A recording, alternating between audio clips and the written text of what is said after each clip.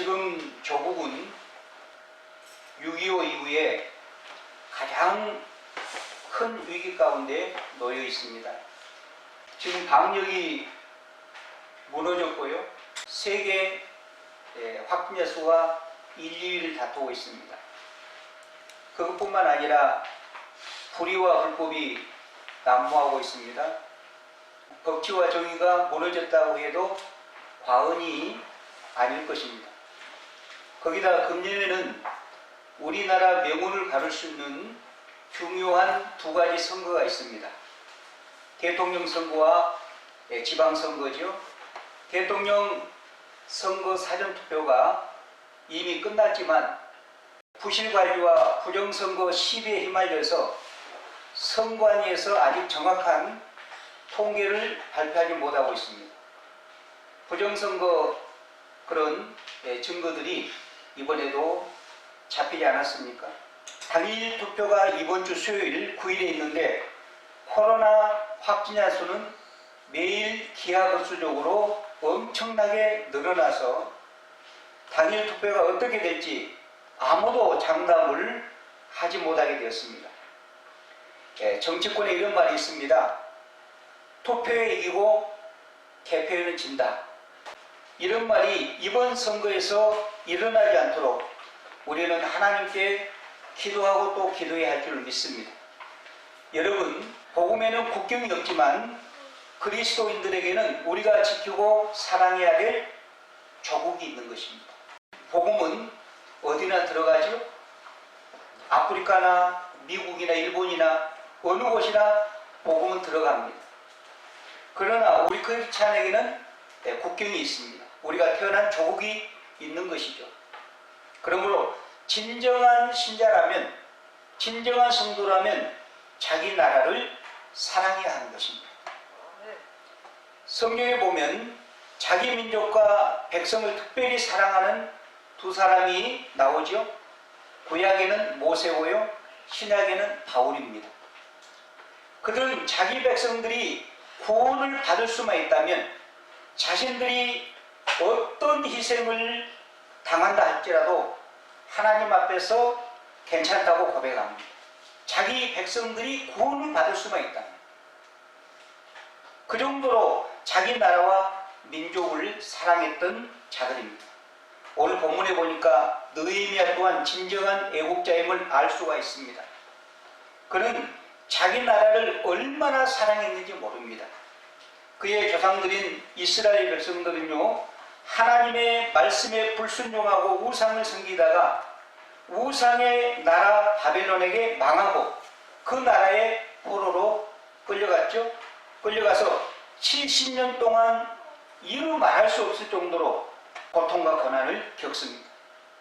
느헤미야는 바벨론의 포로로 끌려가서 부모가 그곳에서 낳은 자식이죠. 하지만 그는 정말 독실한 신앙인으로서 늘 하나님을 의식하고 살았습니다. 그런 그를 우리 하나님은 그 당시 세계 최고의 강대국인 바사 페르시아 제국, 지금으로 말하면 이란입니다. 이란. 바사 페르시아 제국 아닥사스라 왕의 술을 맡은 환관장이 되게 하십니다. 환관장은 요즘으로 말하면, 우리나라로 말하면 경호실장쯤 됩니다. 그러니까 굉장히 실세지요. 그 당시 왕의 술 맡은 환관장이라고 하니까 그렇고 그런 자인가 보다 그렇게 생각할 수 있습니다만은 그렇게 생각하면 안 됩니다. 그 당시에는요, 음식이나 술에 독약을 타서 독살하는 일들이 많았기 때문에 정말로 왕이 신임하지 않는 사람은 술 맡은 환관장으로 뽑지를 않았습니다. 그러니까 환관장이 왕이 마시는 술, 왕이 먹는 음식을 먼저 조사하고 거기 독이 들어있는지 없는지 먼저 맛을 보고 왕에게 드렸던 것이죠. 그러니까 왕의 가장 신임을 받은 자야만이 왕의 술 맡은 환관장이 될 수 있었습니다. 그런데 느헤미야는 포로 출신임에도 불구하고 왕에게 얼마나 신임을 받았으면 왕의 술 맡은 환관장이 되었겠습니까? 절대적인 신임을 받았겠죠. 그래서 느헤미야는 왕의 술 맡은 고위직 관리가 된 것입니다. 그러던 어느 날 이 느헤미야는 예루살렘, 자기 고향 예루살렘에서 온 하나니와 몇 사람에게 조국의 비참한 상황을 듣게 됩니다. 2절 3절입니다. 내 형제들 가운데 하나인 하나니가 두 사람과 함께 유다에서 내게 이르렀기로 내가 그 사로잡힘을 면하고 남아있는 유다와 예루살렘 사람들의 형편을 물은즉 그들이 내게 이르되 사로잡힘을 면하고 남아있는 자들이 그 지방 거기에서 큰 환난을 당하고 능욕을 받으며 예루살렘 성은 허물어지고 성문들은 불탔다 하느니라. 이런 조국의 참담한 소식을 듣고 애국자 느헤미야는 어떻게 합니까? 첫째, 그는 조국을 생각하며 눈물을 흘리며 웁니다. 4절 상반절을 봅니다. 내가 이 말을 듣고 앉아서 울고 수일 동안 슬퍼합니다. 느헤미야는 정말 자기 조국 남유다와 예루살렘을 사랑했습니다. 그것이 눈물로 표현된 것이죠. 오늘 우리도 조국의 현실을 보면서 울어야 합니다. 그런데 여러분, 조국의 현실을 보면 기도할 때 눈물이 잘 나옵니까? 아니면 조국의 현실을 보면서 원망과 불평, 짜증이 나십니까? 솔직히 웬만해서는 눈물이 잘 안 나오지요. 눈물보다 이 현 정부와 주사파 세력들에 대한 분노가 치밀어 오를 것입니다.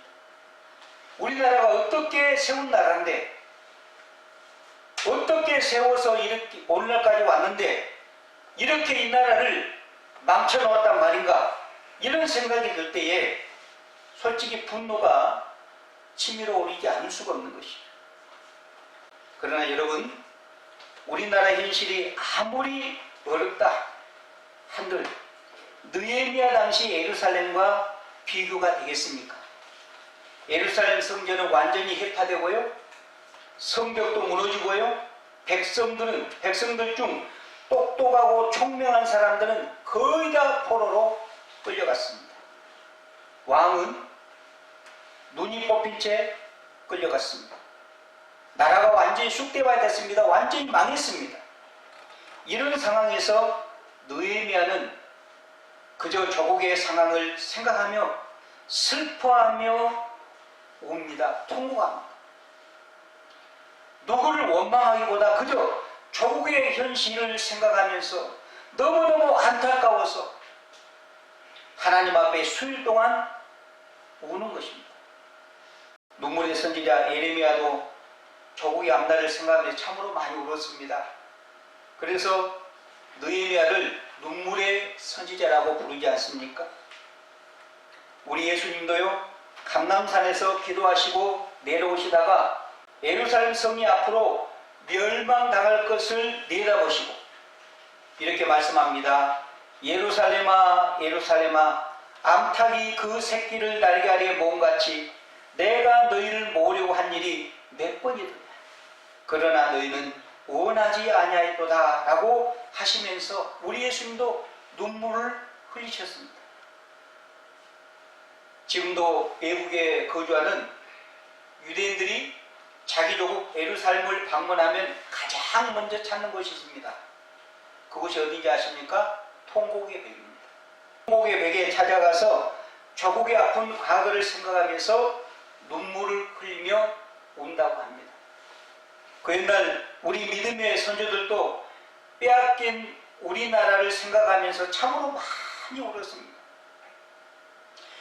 일본의 나라를 빼앗기고 하나님, 우리가 언제까지 나라 잃은 소름을 겪어야 합니까? 우리에게 자유를 주시옵소서, 우리에게 독립을 주시옵소서 회개하면서 울고 또 울었습니다. 6.25 사변 때는 우리나라를 공산주의자들에게 지켜달라고 해운대 모래사장과 부산의 초란교회당에 엎드려서 눈물을 뿌리면서 울었습니다.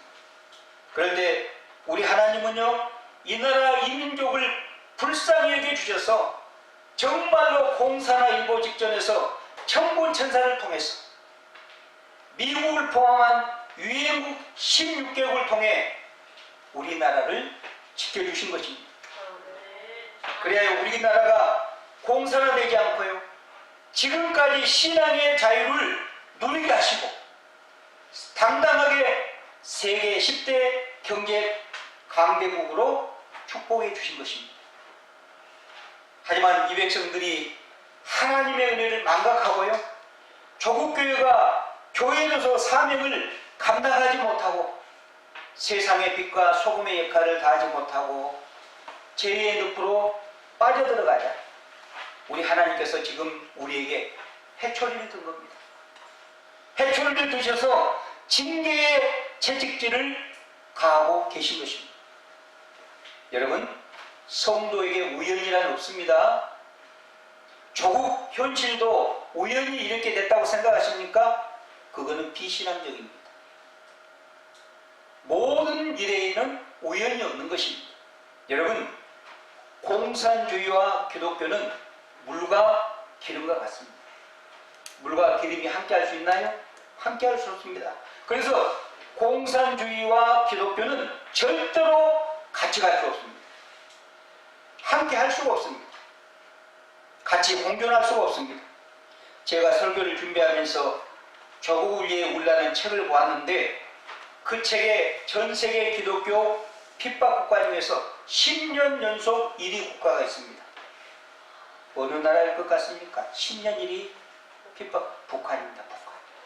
그리고요, 세계 10대 종교 중에 하나가 김일성 주체사상교입니다. 김일성 주체사상교, 종교. 다시 말하면 공산주의 교입니다. 북한 주민들은요, 김일성 주체사상 종교를 신천을 섬깁니다. 교주는 누구겠습니까? 김일성, 김정일, 지금 김정은으로 이어지지 않겠습니까? 신도는 북한 전 주민입니다. 2,400만 명. 전 세계 10대 종교입니다. 10대 종교. 김일성 주체사상 교가.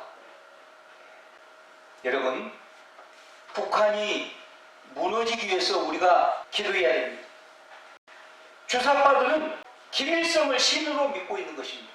그래서 김일성의 말이나 김일성과 김정일이 죽었지만 김정은의 말이면 언제든지 목숨도 내놓을 각오가 되어 있는 것입니다. 신격과 아닙니다. 신의 말처럼 듣기 때문에. 그러므로 여러분, 금년 대통령 선거는 얼마나 중요한지 모릅니다. 또다시 주사파 정권이 들어서면 이 나라는 어떻게 되겠습니까? 우리의 자손들은 어떻게, 우리의 자녀들은 어떻게 되겠습니까? 끔찍합니다. 그러므로 내 기도는 못할지언정 나라와 민족을 위해서, 특히 지금 이번 주에 있을 대통령 선거를 위해서 여러분 매일 기도하시길 바랍니다. 지금 이미 사전 투표가 끝났습니다만은 우리가 우려한 것처럼 벌써 부실관리, 부정선거 증거들이 한두 건이 아닙니다. 조국교회가 잃어버린 것 중에 두 가지가 있습니다. 금식기도와 철학기도입니다. 이것을 회복하지 못하면요, 죄악이 관영한 이 세상을 우리가 이길 수가 없습니다. 60년대, 70년대 조국교회는 가난했지만 목회자들이 학력은 지금처럼 높지 않았습니다. 많이 배우지 못했습니다. 그러나 교회와 성도들은 모이기만 하면은 뜨겁게 기도에 있었습니다. 하나님 앞에 울부짖으면서 기도할 때 성령의 강력한 역사들을 경험하고 교회가 폭발적으로 풍요했던 것입니다. 삼각산과 전국 기도원은요, 성도들의 소리로 가득 찼습니다. 그때 조국교회는 영적 전성기를 맞이했고 폭발적인 부흥을 경험했죠. 그러나 지금은 어떻습니까? 지금은 국민소득 3만 불을 넘어서면서 교회에 헌금이 많이 들어옵니다. 목회자들의 학력이 굉장히 높습니다. 웬만한 큰 교회 담임 목사는 거의 다 유학 갔다 왔습니다. 그리고 교회에 각종 프로그램이 도입됐지만 그러나 이상하게 교인 수는 점점 줄어들고 있습니다. 여러분 기억하십시오. 우리들의 싸움은 눈에 보이지 않는 마귀와 영적 전쟁이라는 것을 기억하십시오. 영적 전쟁에서 이기려면 기도 없이는 절대로 불가능합니다. 마귀는 눈에 보이지 않는데 우리가 어떻게 마귀를 상대해서 이길 수 있습니까? 마귀는 우리를 훤히 보고 우리는 마귀를 볼 수가 없는데, 그러므로 우리가 마귀를 이기려면 하나님 앞에 무릎을 꿇고 우리의 대장 예수 그리스도를 앞장 세우면서 주님의 도우심이 없으면 절대로 불가능합니다. 그래서 우리 주님은 마가복음 9장 29절에서 기도 외에 다른 것으로 이런 종류가 나갈 수 없느니라고 하셨습니다. 다른 사본에는 금식과 기도 외에는 이라고 되어 있습니다. 그러니까 금식과 기도 외에는 다른 것으로 이런 종류 마귀를 이길 수 없다는 겁니다. 주 안에 사랑하는 여러분, 우리 하나님은 긍휼과 자비가 풍성하십니다. 그러므로 우리가 느헤미야처럼 긍휼이 풍성하신 하나님 앞에 이번 주 수요일이면은 우리 조국의 명운이 좌우됩니다. 기도해야 됩니다. 울어야 됩니다. 주여 진노 중에서라도 긍휼과 자비를 기억해 주시옵소서. 우리의 죄악을 용서해 주시옵소서. 진노 중에서라도 긍휼과 자비를 베풀어 주옵소서 하고 기도하면서 눈물을 뿌려야 할 줄로 믿습니다. 두 번째, 그는 조국을 위해서 회개하면서 금식기도했습니다. 4절을 보시면 느헤미야는 조국의 슬픈 소식을 듣고 이렇게 기도합니다. 내가 이 말을 듣고 앉아서 울고 수일 동안 슬퍼하며 하늘의 하나님 앞에 금식하며 기도하여 이르되. 지금 정말 자기 조국 유다를 사랑하는 마음으로 하나님께 간절히 기도합니다. 그냥 기도가 아니라 자기 일을 어떻게 하고요? 회개하면서 금식기도 하는 것입니다. 목숨을 걸고 금식기도 하는 것입니다. 여러분, 남유다가 망한 것은 느헤미야와 관계가 있습니까? 없습니까? 관계가 없습니다. 조상들의 죄 때문에 남유다가 망한 거잖아요. 예루살렘 성전이 불타고 성벽이 무너진 것이잖아요. 그럼에도 불구하고 느헤미야는 자기 죄 때문에 조국이 망하였다고 생각한 것입니다. 그는 참으로 아름다운 믿음을 소유한 자였습니다. 다니엘도 느헤미야처럼 조상들의 죄악으로 포로로 끌려갔지만 포로지에서 조국을 위해서 기도하지요. 하루에 3번 예루살렘을 향하여 창문을 열어놓고 그는 기도합니다. 다니엘의 기도를 읽어보면 우리라는 단어를 사용하면서 기도하거든요. 다니엘 9장 5절 6절을 보시면 다니엘은 이렇게 기도합니다. 우리는 이미 범죄하여 패역하며 행악하며 반역하여 주의 법도와 규례를 떠나싸우며 우리가 또 주의 종 선지자들이 주의 이름으로 우리의 왕들과 우리의 고관과 조상들과 온 국민에게 말씀한 것을 듣지 아니하였나이다. 우리는 이미 범죄하여 패역하며 우리가 주의 종 선지자들이 주의 이름으로 말씀한 것을 듣지 아니하였나이다 라고 기도한 것입니다. 사실 느헤미야처럼 다니엘이 범죄하여 조국이 바벨론에 망한 것이 아니잖아요. 그의 조상들이 선지자들의 말을 듣지 않고 우상을 섬기고 하나님의 말씀을 거역하다가 망한 거잖아요.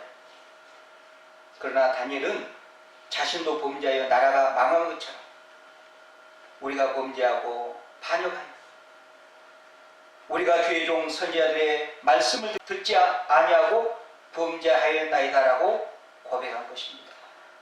주 안에 사랑하는 여러분, 진실한 성도는요, 공동체 의식을 갖고 다른 지체나 다른 백성들의 죄를 자신의 것으로 여기며 자신의 마음에 품고 기도하는 것입니다. 덴마크는 한때 술집이 많이 생기고 도덕적으로 굉장히 타락해서 망하기 일보 직전인 때가 있었습니다. 그때 그 유명한 그룬투기라고 하는 교육자이자 목사님이 회개운동을 일으켰습니다. 덴마크 국민들의 정신을 새롭게 한 것이죠. 새로운 혼을 불러일으켰습니다. 그래서 덴마크가 지상의 낙원이라 불리게 되었습니다. 그 당시 덴마크는 교도소에 죄수가 없을 때는요, 하얀 깃발을 개항했습니다. 그러다가 죄수가 한 사람이라도 생겨서 감옥에 들어가면요, 하얀 깃발을 내리고 붉은 깃발을 올렸습니다. 붉은 깃발을 개항했습니다. 그러면 전국의 모든 교회들이 붉은 깃발을 보고 종을 칩니다. 땡그랑 땡그랑 종을 울립니다. 그리고 교인들이 모여서 가슴을 치면서 하나님 앞에 회개 기도를 드렸다는 것입니다. 마치 내 죄 때문에 죄수가 감옥에 들어갔구나, 우리나라에 내가 잘못 살아서 죄수가 생겼구나, 그런 심령으로 가슴을 치면서 회개운동을 했다는 것입니다. 하나님, 우리 기독교인들이 바로 살지 못하여 우리나라에 죄수가 생겼습니다. 하나님, 우리의 잘못을 용서해 주시옵소서. 그렇게 기도했다는 것입니다. 교환의 사랑하는 여러분, 우리도 지금 이와 같은 심정으로 대한민국 조국을 위해서 기도할 수 있기를 바랍니다. 조국이 얼마나 어려운 가운데 지금 처해 있습니까? 이번 주 수요일 9일이면 저들이 만약에 부정선거로 정권을 잡으면 자꾸 그런 생각이 들어요. 이번에는 피를 많이 보지 않을까. 저들이 정권을 빼앗기면 다 죽는데 벌써 지금 부정선거 증거들이 나타나고 있지 않습니까? 사전투표가 역대 최고의 수치가 기록됐는데 발표를 못하고 있습니다. 확진자들을 미리 대비해서 확진자를 위한 투표함을 마련해야 되는데 봉지 같은데, 그런데 지금 표를 받는다는 거 아닙니까? 참관인도 없고. 그리고 한 군데는 투표하기도 전에 이재명 1번 표가 들어있다는 거 아닙니까? 여러분, 우리가 지금 여론조사에서 이기고 투표에서 이기면 뭐합니까? 개표에서 져버리면 끝나는 겁니다. 지금은 우리가 모든 여론조사에서 이기고 있지만은 저들이 자기들이 정권을 뺏기면 다 죽기 때문에, 해로운 짓들이 있기 때문에 쉽게 뺏기겠냐고 말이에요. 기도해야 됩니다. 하나님이 도와주셔야 됩니다. 절대로 방심하면 안 됩니다. 우리의 자신을 돌아보면서, 하나님, 내가 하나님 앞에 잘못 살아서 우리 조국 대한민국이 이렇게 전 세계에 수치를 당하고 이렇게 어려운 가운데 처해 있습니다. 이렇게 지도자다운 지도자가 없어서, 이런 말은 뭐하겠습니다만, 도덕적으로 완전히 바닥을 치는 자가 대통령이 되겠다고 지금 여당의 대통령 후보로 나와서 전국을 누비면서 유세하고 있지 않습니까? 우리는 느헤미야나 다니엘과 그 옛날 덴마크 그리스도인들처럼 내 자신의 잘못을 회개하면서 우리 자녀와 우리 조상들의 죄와 백성들의 죄를 회개하며 하나님의 긍휼과 자비를 구하면서 기도해야 할 줄로 믿습니다. 여러분, 바닷물은 불과 3% 염분 때문에 썩지 않고 유지가 됩니다. 수많은 생물들이 이 3% 염분 때문에 살아갑니다. 한때 우리나라 기독교인이 20%가 넘은 적도 있습니다. 20%면 국민 5명 중에 한 사람은 기독교인이란 말 아닙니까? 요즘 국회의원 가운데 우리나라 지도자들 가운데 상당수가 크리스찬들인데 국회나 이 사회는 어떻습니까? 점점 더 부패하고 국민들을 실망시키고 어두워져 가고 있습니다. 왜 그럴까요? 예수님을 믿는다고 하면서 세상의 빛과 소금의 역할을 감당하지 못하고 있기 때문입니다. 무늬만 그리스도인입니다. 겉만 그리스도인입니다. 실제로 하나님을 신뢰하지 않고요, 그분의 말씀에 순종하지 않기 때문입니다. 저와 여러분은 어떤지요? 우리나라 젊은이들 가운데 상당수가 우리나라에서 정직하면 바보가 된다, 정직하면 절대로 성공하지 못한다는 생각이 팽배합니다. 정직하면 바보가 된다, 우리나라에서. 그래서 2016년 우리나라에 대한 국제투명성 기구가 있습니다. 우리나라에 대한 국제투명성 기구에서 발표된 자료를 보면요, 부패 인식 지수가 세계 176개 국가 중에서 우리나라가 52위를 차지했습니다.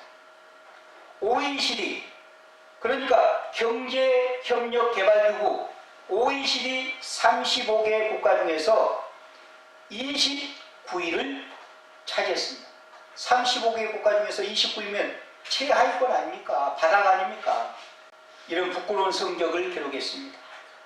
OECD 국가들 중에서 청렴도 얼마나 그 나라가 깨끗하냐, 공무원들이, 백성들이,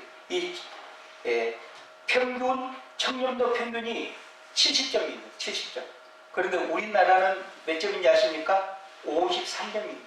평균에도 못 미칩니다. 얼마나 거짓말을 잘하는지 우리나라 국민들이. 특히 고위 공직자와 공무원들의 청렴도가 이렇게 낮으면 그 나라의 미래는 어떻게 되겠습니까? 우리의 자녀들은 어떻게 되겠습니까? 그래서 사도 바울은 디모데전서 2장 1절에서 그러므로 내가 첫째로 권한, 가장 먼저 권한다, 첫 번째로 권한다. 그게 뭡니까? 모든 사람을 위하여 간구와 기도와 도구와 감사를 하되, 사중간구입니다. 기도, 중보기도 사중간구입니다. 하되 첫째로 임금들과 높은 지혜에 있는 모든 사람을 위하여 하라고 명령합니다. 여러분, 대통령을 위해서 얼마나 기도해 보셨습니까? 국회의원, 장관들을 위해서, 고위공직자를 위해서 얼마나 기도해 보셨습니까? 지금까지 대통령과 고위공직자, 위정자들을 위해서 얼마나 중보 기도를 하셨는지 우리는 대통령과 고위공직자, 위정자를 위해서 꾸준히 기도해야 됩니다. 내가 투표하지 않는 대통령일지라도 그분이 바른 정치를 할 수 있도록 기도해야 됩니다. 특히 금년 대통령 선거를 위해서 여러분 이제 며칠 남지 않았는데 매일 기도할 수 있기를 바랍니다. 이번 대선은 정말 이 나라의 명운이 달린 중요한 선거입니다. 하나님께서 개입하셔서 깨끗하고 나라와 백성을 사랑하고 섬길 수 있는 인물이 대통령에 뽑힐 수 있도록 기도해야 됩니다. 여러분, 바울은 왜 대통령과 고위공직자를 위해서 기도하라고 말합니까? 그 이유는 우리가 모든 경건과 단정함으로 고요하고 평안한 생활을 하기 위해서 그렇게 하라는 것입니다. 우리가 지난 5년 동안 경험해 보지 않았습니까? 주사파 정권이 나라를 잡으니까 가장 먼저 타겟트가 기독교인들 아니었습니까? 교회 아니었습니까? 그래서 바울은 대통령과 고위공직자를 위해서 기도하라는 그 이유는 우리가 모든 경건과 단정함으로 고요하고 평안한 생활을 하기 위해서, 우리가 신앙의 자유를 지키기 위해서 그렇게 기도하라는 거예요. 지금 주사파 정권 때문에 우리 기도가 얼마나 불이익을 당하고 신앙생활하는데 불편합니다. 그런데 우리나라 공산주의가 되면 우리의 신앙생활은 어떻게 되겠습니까?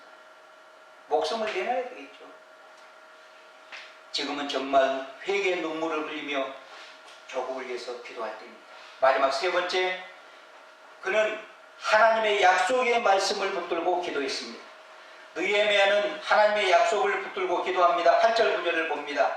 일적에 주께서 주의 종 모세에게 명령하여 이르시되 만일 너희가 범죄하면 내가 너희를 여러 나라 가운데 흩을 것이요 만일 내게로 돌아와 내 계명을 지켜 행하면 너희 쫓긴 자가 하늘 끝에 있을지라도 내가 거기서부터 그들을 모아 내 이름을 두려고 했던 곳에 돌아오게 하리라 하신 말씀을 이제 청하건대 기억하옵소서. 청하건대 기억하옵소서. 무슨 말씀입니까? 하나님께서 말씀하신 것을 기억하시고 응답해 주세요. 그 말입니다. 느헤미야는 하나님의 약속의 말씀을 붙들고 기도했습니다. 여러분, 가장 확실한 기도 응답을 받기를 원하십니까? 하나님의 약속의 말씀을 붙들고 기도해요. 하나님 꼼짝 못합니다. 하나님이 신실한 분이거든요. 하나님은 인간처럼 한 일 가지고 두말하지 않거든요. 거짓말하지 않거든요. 하나님이 약속하신 것은 반드시 지키시거든요. 그러므로 하나님의 말씀을 읽고 하나님의 약속을 붙들고 그 약속의 말씀에 근거해서 기도하면 하나님은 응답하지 않을 수가 없는 것입니다. 여러분, 성경 66권이 약속으로 이루어져 있지 않습니까? 그래서 구약과 신약이라고 말하지 않습니까? 네, 시간 관계상 두 구절만 보겠습니다. 먼저 역대하 7장 14절에 우리 하나님이 이렇게 약속하십니다. 내 이름으로 일컫는 내 백성이 그들의 악한 길에서 떠나 스스로 낮추고 기도하여 내 얼굴을 찾으며 내가 하늘에서 듣고 그의 죄를 사하고 그들의 땅을 고칠지라. 무슨 말씀입니까? 우리가 우리 죄를 자복하고 우리 죄를 회개하고 우리 자신을 낮추고 겸손하고 하나님께 부르짖으며 하나님 얼굴을 구하면, 하나님 앞에 얼굴을 구하면서 기도하면, 부르짖으면 우리 하나님께서 우리의 기도를 들으시고 우리 죄를 용서해 주시고 이 땅을 고쳐주신대요. 할렐루야. 아멘. 하나님의 약속의 말씀을 붙들고 기도하는 것도 중요한데 먼저 우리 죄를 회개하고 겸손히 주님께 아뢰야 합니다. 그럴 때 이 백성들의 문제, 이 나라 이 민족의 여러 가지 문제를 하나님이 해결해 주신다고 약속하지 않습니까? 또 시편 50편 15절에 환난 날에 나를 부르라 내가 너를 건지리니. 여러분, 인생의 환난을 만났습니까? 여러분, 자녀 때문에, 경제적인 문제 때문에, 질병의 문제 때문에 환난을 당하고 있습니까? 조국의 문제 때문에 환난을 당하고 있습니까? 하나님이 뭐라고 말합니까? 환난 날에 나를 부르라. 나에게 기도하라는 것입니다. 나에게 기도하라는 것입니다. 그러면 뭐 하겠다는 것입니까? 나를 부르라. 그러면 내가 너를 건지리. 내가 너희들의 문제를 해결해 주시겠다고 약속하지 않습니까? 건지리 네가 나를 영화롭게 하라.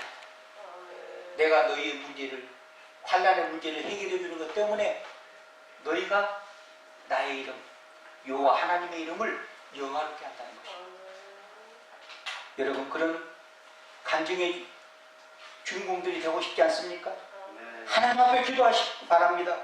개인이든 가정이든 교회든 국가든 어려운 일을 만나면 하나님께 도와달라고 부르짖으십시오. 너희가 내게 부르짖으면 내가 너희를 환난에서 건져주고 그 일을 통하여 너희가 나의 이름을 높이게 될 것이다.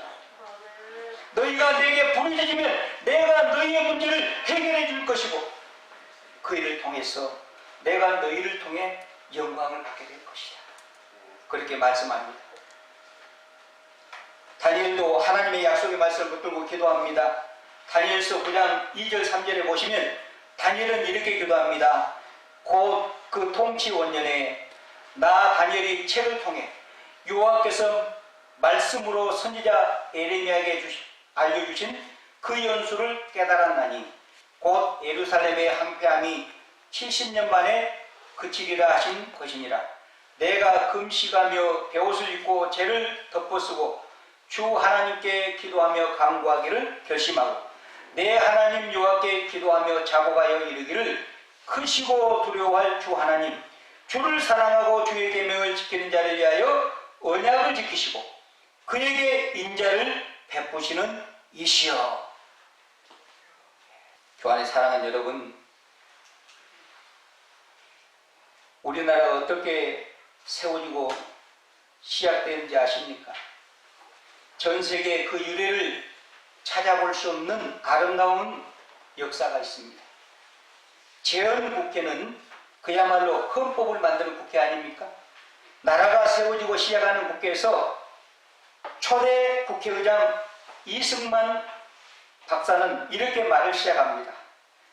개사가 이렇게 시작됩니다. 대한민국 독립민주 제1차 회의를 여기서 열게 된 것을 우리 하나님께 감사해야 할 것입니다.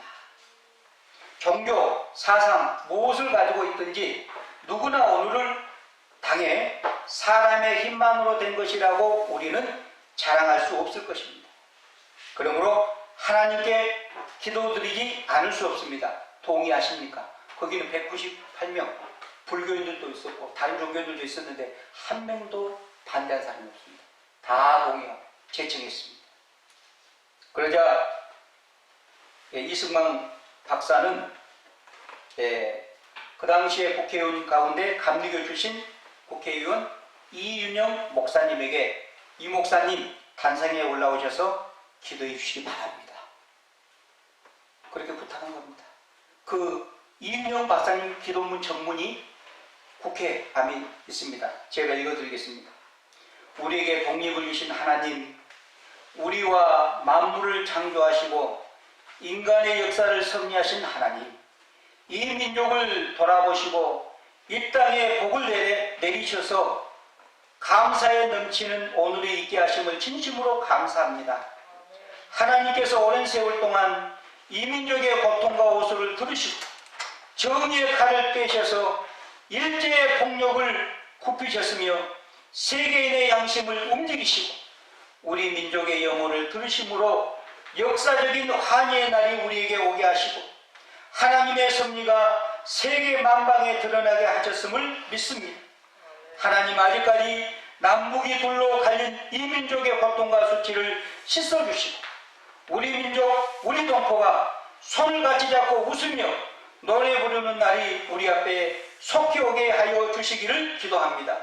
하나님, 민생의 도탄이 오래갈수록 이 땅의 악마의 권세만 확대될 것이오니 거룩하신 하나님의 영광이 속히 이 땅에 임하게 하시기를 원합니다. 우리에게 독립을 주신 하나님, 이제 남북의 통일을 주시고 또한 민생의 복락과 아울러 세계의 평화를 허락하여 주시기를 원합니다. 우리 주 예수님의 이름으로 기도합니다. 아멘. 이처럼 우리 믿음의 선배들에 의해 대한민국은 기도로 세워진 나라입니다. 이제 우리가 우리 믿음의 선배들에게 바톤을 이어받았습니다. 조국의 어려운 현실을 바라보면서 우리가 어떻게 해야 되겠습니까? 애국자 느헤미야처럼 하나님의 약속을 붙들고 기도해야 되지 않겠습니까? 여러분, 우리가 할 수 있는 일부터 시작합시다. 그게 뭡니까? 기도입니다. 기도입니다. 이번 주 수요일 9일이면은 이 나라의 국가의 운명이 갈라집니다.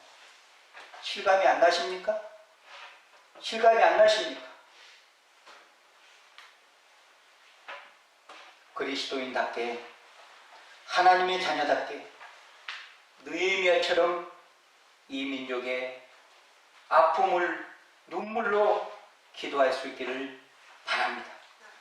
마지막으로 아까 읽었던 역대하 7장 13절 14절 읽고 마치겠습니다. 혹 내가 하늘을 닫고 비를 내리지 아니하거나 혹 메뚜기들에게 토산을 먹게 하거나 혹 전염병이 내 백성 가운데 유행하게 될 때 내 이름을 일컫는 내 백성이 그들의 악한 길에서 떠나 스스로 낮추고 기도하여 내 얼굴을 찾으면 내가 하늘에서 듣고 그들의 죄를 사하고 그들의 땅을 고칠지라. 아멘. 기도하겠습니다.